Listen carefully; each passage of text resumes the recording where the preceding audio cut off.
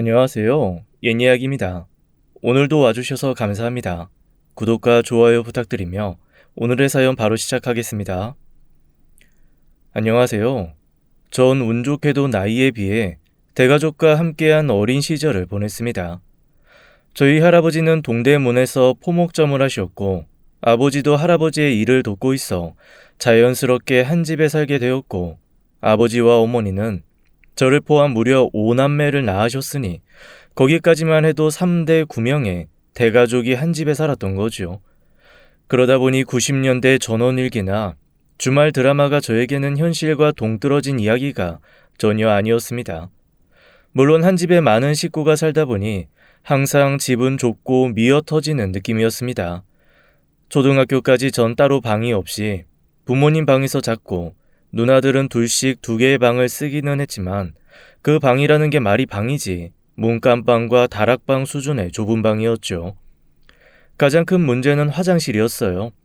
아침이면 서로 화장실을 먼저 차지하려고 난리를 벌여야 했고 차례가 늦어지면 누나들은 학교에 지각을 각오해야 할 정도였으니까요. 제가 초등학교 입학할 즈음 아버지가 집 2층을 증축해 방 부족 문제는 해소됐지만 여전히 그 인원이 살기에 넉넉한 건 아니었습니다. 그 점만 빼면 많은 형제들은 커가면서 많은 힘을 줍니다. 누나가 넷이나 있는 걸 보면 짐작하시겠지만 전 부모님에게 있어 귀하게 얻은 아들이었어요. 할아버지는 부모님이 결혼할 때부터 아들 타령을 하신 모양입니다. 하지만 부모님은 연달아 딸만 둘을 낳으셨죠. 그래서 셋째 계획을 세웠을 때는 아들을 낳기 위해 온갖 방법을 다 썼다고 하더군요. 음악도 남성적인 음악만 듣고 멋진 남자 배우 사진만 보고 심지어 무당한테 부적도 받아왔지만 또 딸이었던 거죠. 딸 정도면 이제 포기하는 게 정상 아닌가요? 거기다 당시에 이미 둘만 낳아 잘 기르자가 정착된 시기였지만 저희 부모님은 할아버지의 강력한 압력과 못 먹어도 고라는 아버지의 뚝심 덕에 4번째 누나를 낳게 되었죠.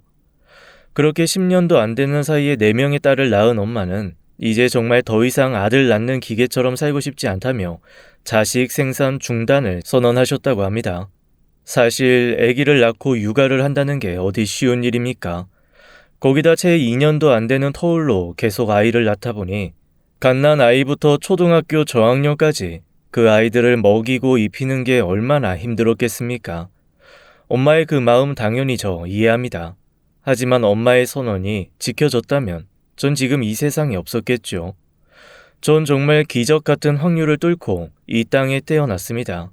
어머니의 절필선언, 아니 출산 행위를 끊겠다는 절산선언은 그 굳건한 의지를 보여주기 위해 아버지의 정관 수술로 이어졌어요.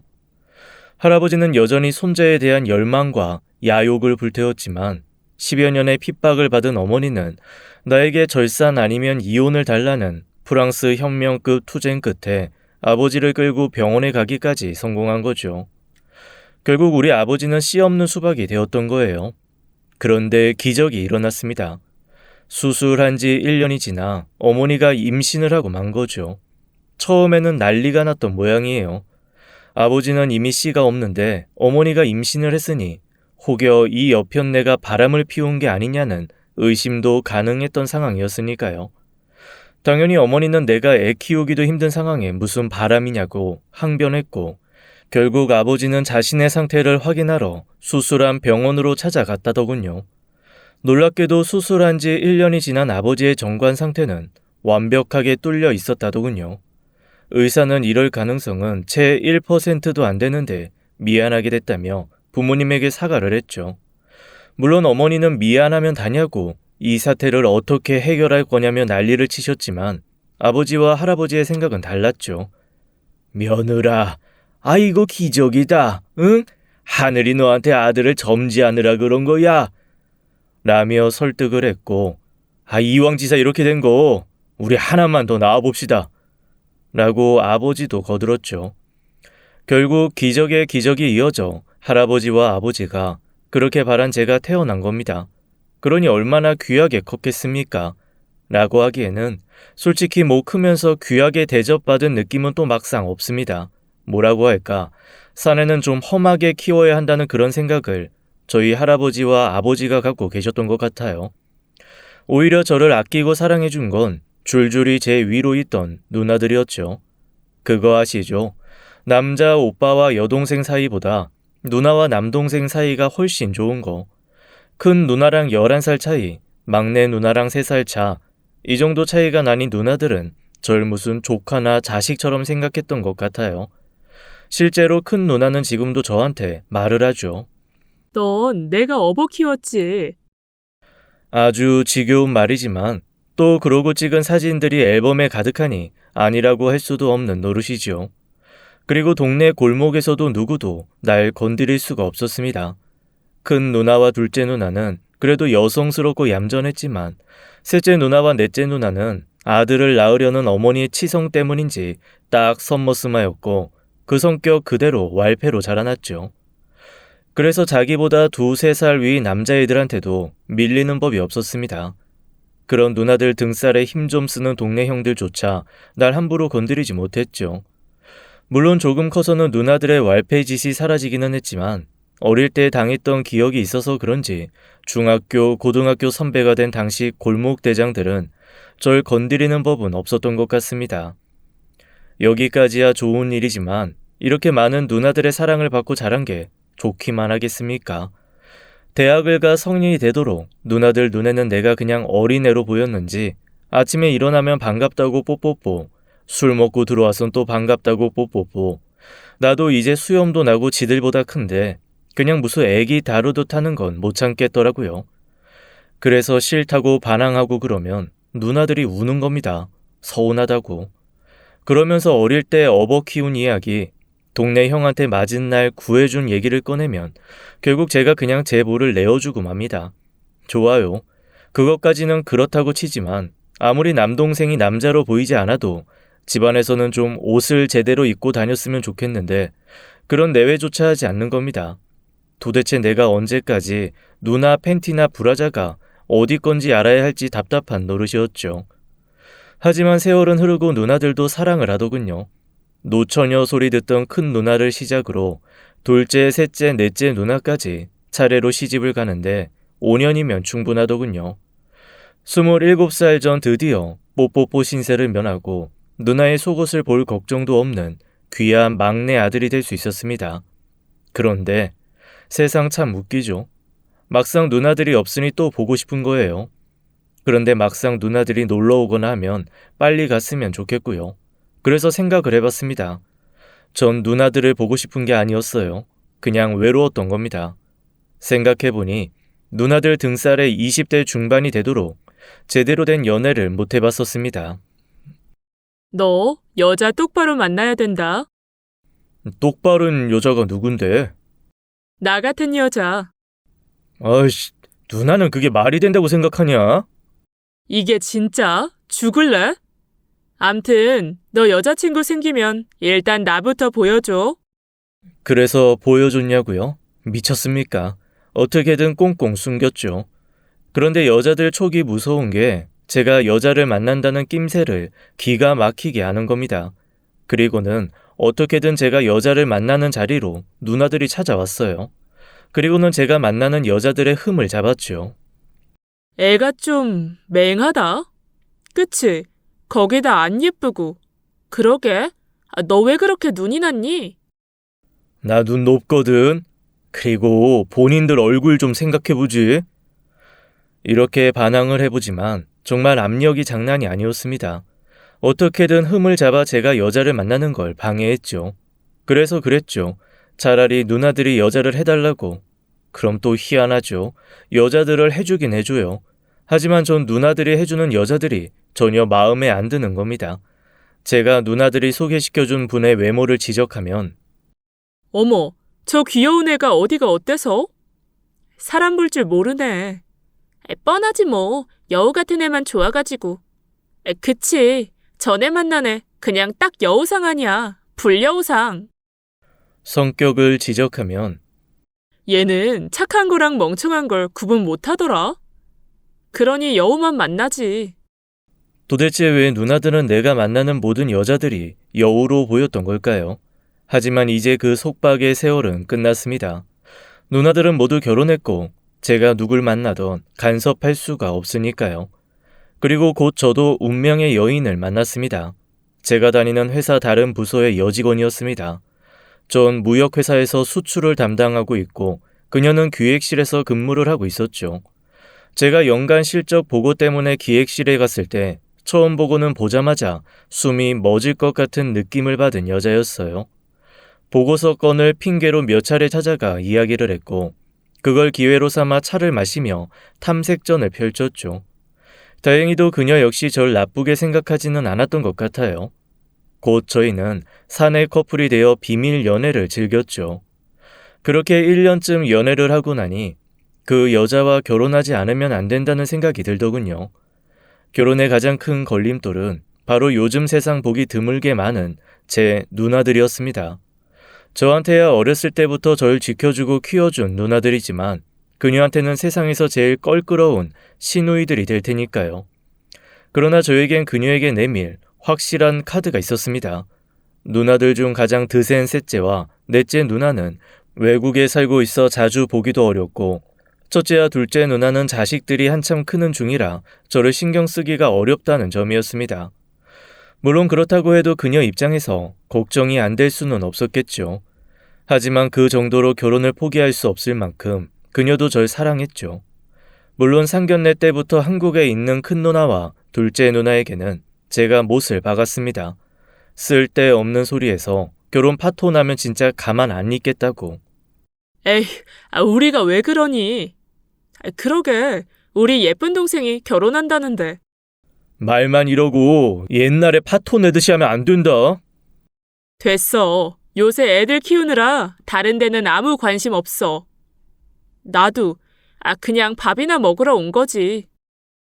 그렇게 말은 했지만 전 조마조마했죠. 혹시 두 누나들 때문에 제 결혼이 틀어질까 봐요.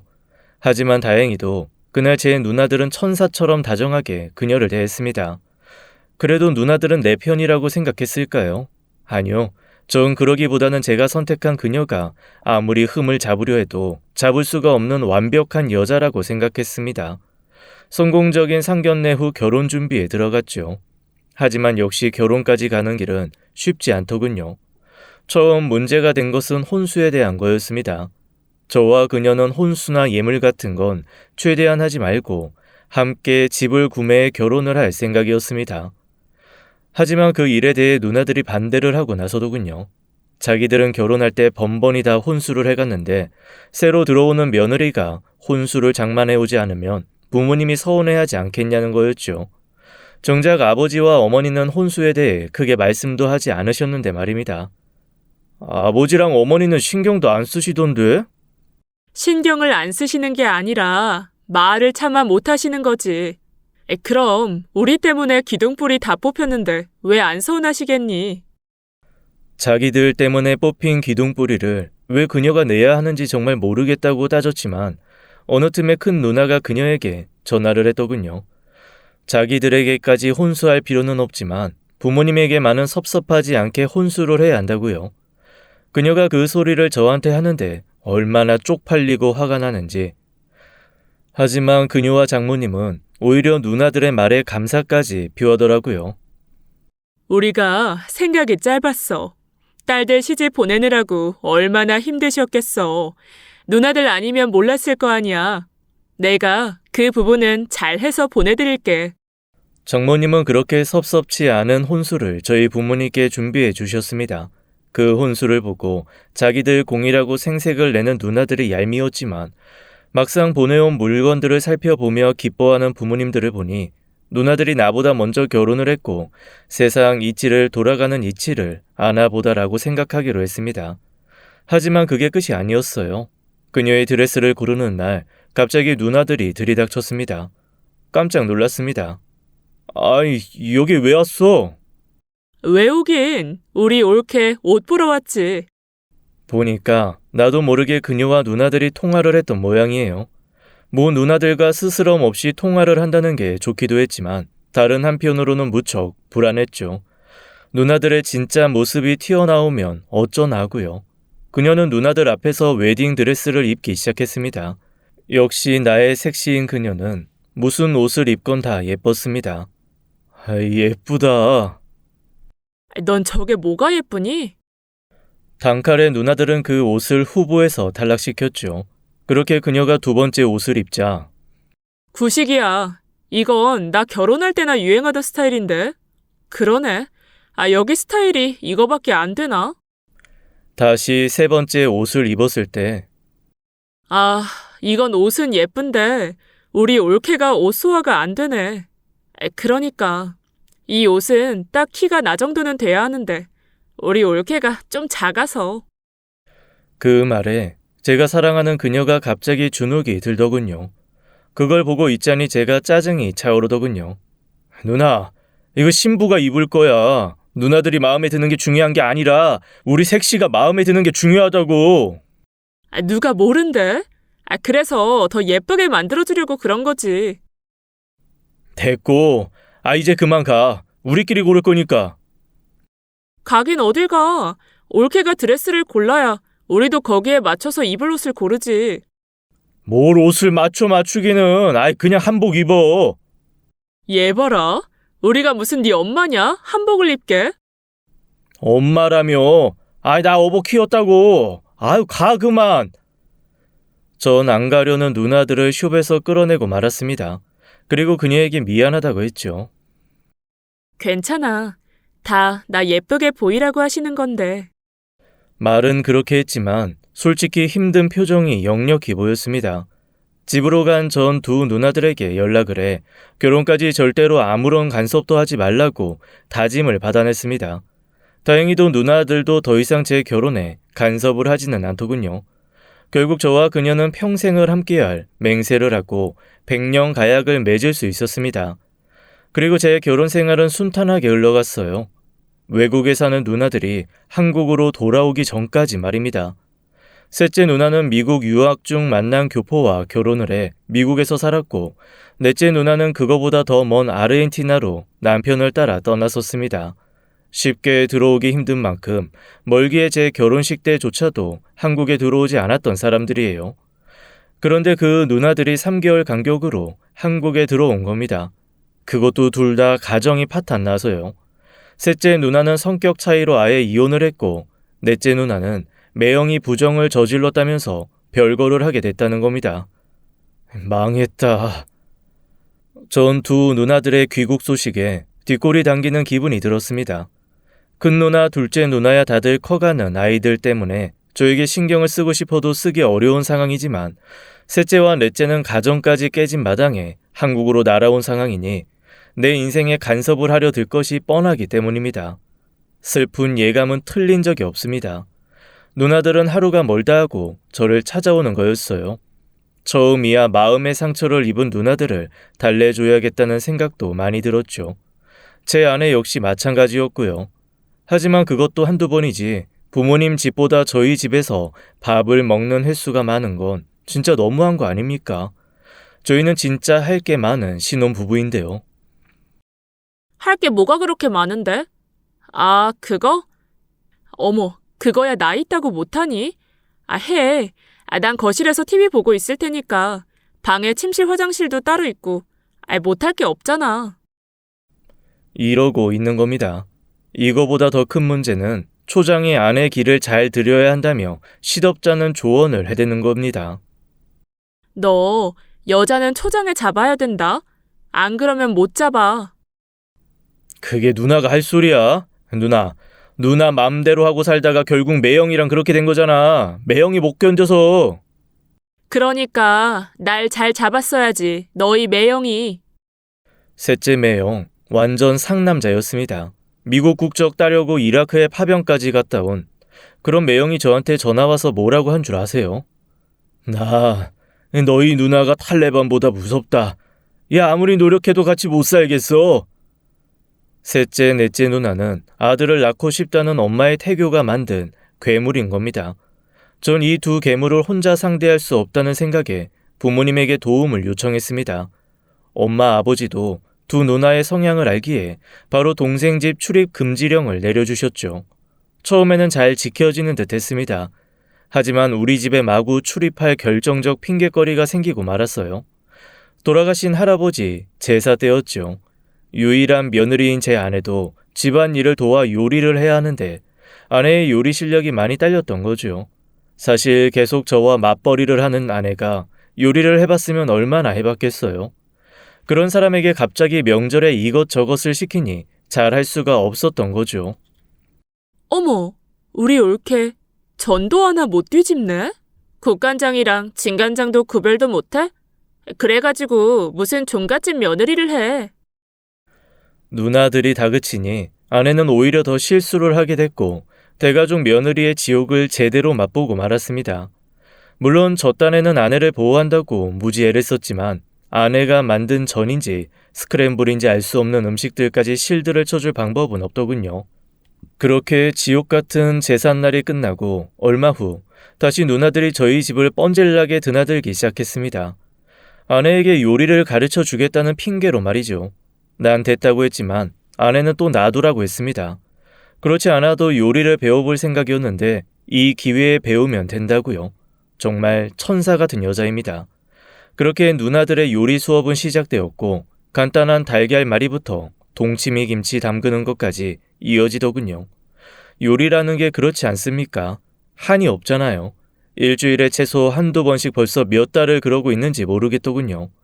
그건 내 아내에게 요리를 가르쳐 주려고 그러는 게 아니라 그냥 여기서 놀려고 그러는 게 분명했습니다.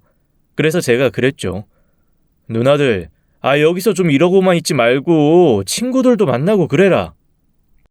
친구들은 무슨 수로 만나니? 다들 시집가서 잘 사는데. 그럼 어디 가서 동호회 활동이라도 해. 동호회는 무슨 다 부질없다. 그냥 인생이 다 부질없어. 언니도 그렇구나. 나도 그래. 그리고는 갑자기 둘이 부둥켜 안고 서럽게 우는 겁니다. 진짜 정말 이 아줌마들 어쩐단 말입니까? 누나들이 집으로 가고 나서 아내가 저에게 조용히 말을 하더군요. 이제 알았어. 형님들이 외로운 거야. 외롭기는 뭐가, 형제들이 몇인데. 그거 말고 옆구리가 허전하다고. 남자가 없어서 저러고 있다는 거야? 그래.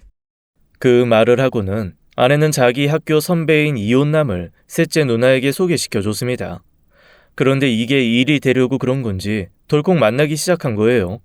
새로 시작한 연애에 빠진 셋째 누나는 곧 우리 집에 콧배기도 보이질 않게 되더군요. 넷째 누나한테도 남자를 소개시켜주겠다고 아내는 말했지만 그건 제가 막았습니다. 아직 별거 상태로 이혼도 안 된 상황에서 남자를 만나는 건 아니라고 본 거죠. 뭐 넷째 누나도 막상 셋째 누나가 남자를 만나고 다니니 혼자서 저희 집에 오려고 하지는 않더라고요. 드디어 다시 해방의 날이 온 겁니다. 하지만 셋째 누나의 연애가 저에게 그렇게 큰 불행을 가져올 것이라고는 그때는 정말 몰랐습니다. 어느 날인가 셋째 누나가 따로 절 보자고 하더군요. 너 정민이라고 네 와이프 선배 이름 들어봤니? 알아. 들어봤어. 에이, 알고 있구나. 갑자기 무슨 한숨을 쉬는 걸까요? 근데 그 사람이 뭐? 아니야, 됐다. 그렇게 한숨과 혀까지 차고는 누나는 아무 말 없이 집에 가버리고 말았습니다. 정민이라는 선배는 누나에게 아내가 소개시켜준 남자처럼 같은 학교 같은 과 선배였습니다. 저의 결혼식 때도 왔을 만큼 가까운 사이였고요.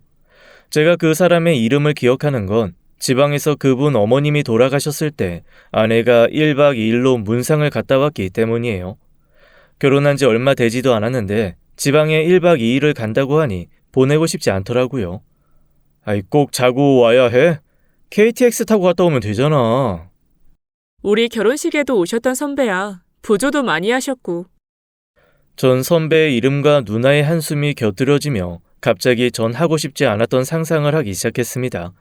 혹시 정민이라는 그 남자가 그냥 선배가 아니라 한때 사귀던 사이였으면 어쩌지?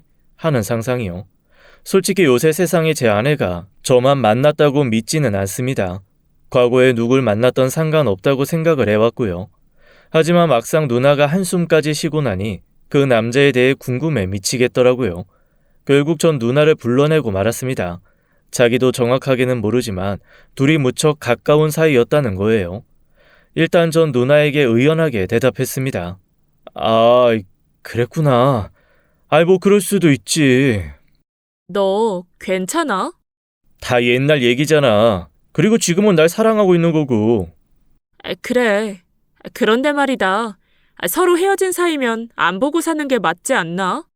같은 과 동문이잖아. 서로 엮인 사람들도 많고. 그래도 안 보고 살려면 얼마든지 안 보고 살 수 있는 거잖아. 여기가 미국처럼 서로 헤어지고 나서 쿨하게 친구가 되는 나라도 아니고. 너 조심해. 너 조심해. 누나의 그 말이 비수처럼 제 마음에 꽂혔습니다. 사실 그렇습니다. 이성이 만나다 헤어지고 나면 그와의 관계를 지우는 게 보통입니다.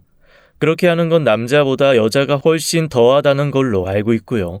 전화나 카톡을 차단하고 받았던 선물들을 돌려주거나 없애고 그렇게 철저하게 관계를 청산하는데 왜 제 아내는 그 남자를 우리 결혼식에까지 데리고 온 걸까요? 그리고 왜 그 사람 상가에는 1박 2일로 내려간 걸까요? 누나가 던진 작은 한숨과 이제 제 가슴에서 폭풍이 되었고 전 결국 아내의 과거 앨범을 뒤지며 그 남자의 흔적을 찾기 시작했습니다.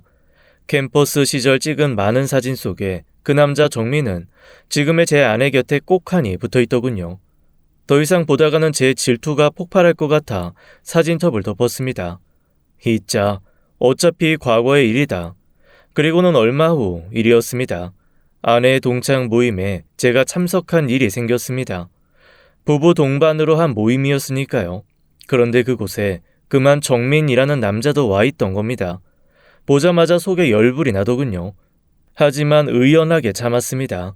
그런데 아내가 자꾸 그 남자와 눈빛을 주고받는 겁니다. 어느 순간은 둘이 따로 건배까지 하고 있더군요. 결국 전 더 이상 참지 못하고 자리를 박차고 혼자 나와버리고 말았습니다. 놀란 아내는 곧 저를 따라 나왔죠. 왜 그래, 여보? 아직도 저 남자 보면 가슴 설레냐? 무슨 소리야? 정민이라는 저 선배, 당신 애인이었다며? 결국 전 아내에게 그동안 들은 이야기를 쏟아내고 말았습니다. 제 얘기를 들을수록 아내의 낯빛이 굳어가더군요. 전 그게 그만큼 그를 마음에 품고 있어서인 줄 알았습니다. 그런데 그게 아니었어요. 그런 적 없어. 선배가 나한테 장난처럼 고백한 적이 있었지만 그게 다야. 무엇보다 저 사람 내 타입 아니야. 아내는 누나의 말 한마디에 자신을 의심한 나에게 실망의 낯빛이 굳은 거였습니다. 전 누나가 자꾸 그런 말을 해서 의심이 커졌다고 누나 핑계를 댔지만 그동안 누나들 등살에 힘겨워도 참았던 건 오직 남편인 나를 본 건데 이제 나머져 온갖 정이 다 떨어졌다고 하더군요. 그리고는 서슬퍼레진 아내는 그날 바로 짐을 싸들고 친정으로 가고 말았습니다. 그리고 전 아내야말로 헤어지자고 마음을 먹으면 상대와의 모든 커뮤니케이션 수단을 단절하는 사람인 걸 알게 되었습니다. 제 전화와 카톡은 차단되었고 회사에서 찾아가도 아무런 말도 저와는 나누지 않았습니다. 정말 누나 때문에 힘겹게 얻은 내 사랑을 잃을 상황이 되고 만 거죠. 셋째 누나를 찾아가 왜 제대로 알지도 못하면서 그딴 소리를 했냐고 따졌더니 촉이 딱 와서 그런 거였다며 자기 때문에 오해가 생긴 거 풀어주면 되지 않겠냐고 했지만 이미 마음이 돌아선 아내에게 어린 반푼어치도 없는 이야기였죠. 일단 전 어떻게든 아내의 마음을 돌리기 위해 매일 처갓집으로 찾아갔습니다. 그렇게 한 달쯤 지나니 아내가 조금 누그러진 것 같다고 장모님이 이야기해 주시더군요. 하지만 그것도 장모님 말뿐이지 아직 아내는 제 앞에서는 쌀쌀맞기 그지없었습니다. 그러던 어느 날 빈 신혼집에 외로이 누워있는데 아내에게 전화가 왔습니다. 근 2달 만에 먼저 온 전화니 얼마나 반가웠겠습니까? 그런데 엄마가 쓰러지셨어. 맙소사, 장모님이 쓰러지신 거였습니다. 병원에 가보니 아내는 울고 있더군요. 뇌경색이었습니다. 다행히 초기에 병원에 와 고비는 넘겼지만 반신마비 증상이 온 상태라 당분간 입원 치료를 해야 한다더군요. 일단 전 우는 아내를 달래면서 말했습니다. 걱정 마. 장모님 내가 어떻게든 낫게 해드릴 테니까. 그날부터 저와 아내는 돌아가며 장모님 병수발을 들기 시작했습니다. 하지만 저희 둘 다 직장을 다녀야 되기 때문에 낮에는 간병인을 쓸 수밖에 없었죠. 그런데 갑자기 제 셋째, 넷째 누나가 자기들이 간병을 해주겠다는 겁니다. 전 됐다고 했습니다. 마음은 고맙지만 누나들이 또 언제 사고 칠지 모르기 때문에요. 그러자 이번엔 제 아내에게 이야기를 하더군요. 그동안 미안한 거 만회하기 위해서도 자기들이 간병을 하겠다고요. 잠시 고민하던 아내가 허락을 해주더군요. 그때부터 제 누나들은 저희 장모님의 간병을 한 달 이상 해냈고 장모님은 무사히 퇴원해 집에 돌아올 수 있었습니다. 정말 병 주고 약 주는 누나들입니다. 하지만 피를 나눈 형제인 걸 어쩌겠습니까? 다행히 그 후로 아내와 제 누나들의 관계는 무척이나 좋아졌습니다. 하지만 그래도 올케와 시누이 사이는 가깝고도 먼 거죠. 그래서 전 최대한 우리 누나들이 저희 집에 오지 못하도록 하고 있어요. 그게 서로에게 가장 좋은 길이니까요. 그런데 그 기준이 깨질까봐 걱정이에요. 아내가 드디어 임신을 했거든요. 전 다시 누나들에게 못을 박았습니다. 내 아내가 임신했다는 핑계로 우리 집에 들락거릴 생각은 말라고요. 다행히 누나들은 제 엄포를 아직까지는 잘 지키고 있답니다. 제 이야기는 여기까지입니다.